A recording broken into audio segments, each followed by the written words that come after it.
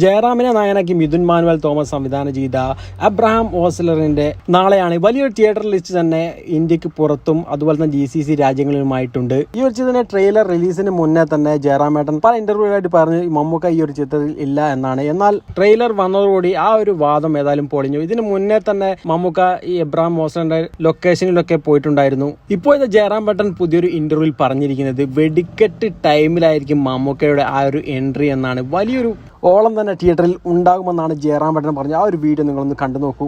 ഇനിയിപ്പോ അഥവാ അദ്ദേഹം അതിനകത്തുണ്ടെന്ന് വിചാരിക്കാം, നമ്മൾ ആ സസ്പെൻസ് കളയണം. അതുകൊണ്ടാണ് ഞാൻ പറയാം. പക്ഷേ ഇതിന്റെ ഏറ്റവും വലിയൊരു സംഭവം എന്തെന്ന് വെച്ച് കഴിഞ്ഞാൽ നമ്മുടെ സോഷ്യൽ മീഡിയയിൽ നിന്ന് മാത്രമല്ല, നമ്മൾ ഇതിനു വേണ്ടി ഒരു സെർച്ച് നടത്തുമല്ലോ, പ്രത്യേകിച്ചും ആൾക്കാരാണോ കണ്ടുപിടിക്കാതെ എന്താ കണ്ടുപിടിക്കാത്ത. അപ്പോ അതിനു വേണ്ടിയിട്ട് അദ്ദേഹം ഒരിടത്ത് വന്നതിന്റെ, അതായത് ലൊക്കേഷനിൽ വന്നതിന്റെ സ്റ്റിൽസ് വെളിയിൽ വന്നിട്ടുണ്ട്.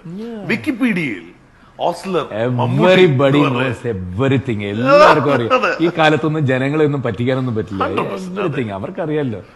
അപ്പോ പക്ഷെ നമ്മൾ എന്താന്ന് വെച്ചാല് ആ ഒരു എന്തും ഒന്ന് ഹൈഡ് ചെയ്ത് കാണിക്കുമ്പോൾ ആ സിനിമയിൽ അത് അവര് ആദ്യം തൊട്ട് ഇങ്ങനെ വെയിറ്റ് ചെയ്യണം, അത് എവിടെയായിരിക്കും സംഭവിക്കാൻ പോകുന്നത്.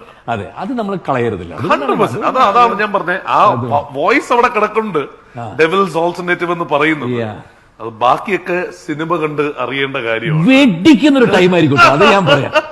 തിയേറ്ററിൽ ഇങ്ങനെ പെട്ടെന്ന് വെട്ടിക്കുന്ന ഒരു സമയം, അതിനു വേണ്ടി ഏതായാലും 2024 ആദ്യത്തെ ബ്ലോക്ക് ബസ്റ്ററിന് നാളെ തിരി കൊടുക്കുകയാണ്. ഈ ഒരു ചാനലിൽ ആദ്യമായിട്ടാണ് ഈ വീഡിയോ നിങ്ങൾ കാണുന്നതെങ്കിൽ ജസ്റ്റ് ഒന്ന് കമന്റ് ചെയ്യുക, അതുപോലെ തന്നെ സബ്സ്ക്രൈബ് ചെയ്യുന്ന കാര്യം പരിഗണിക്കുക. Thank you.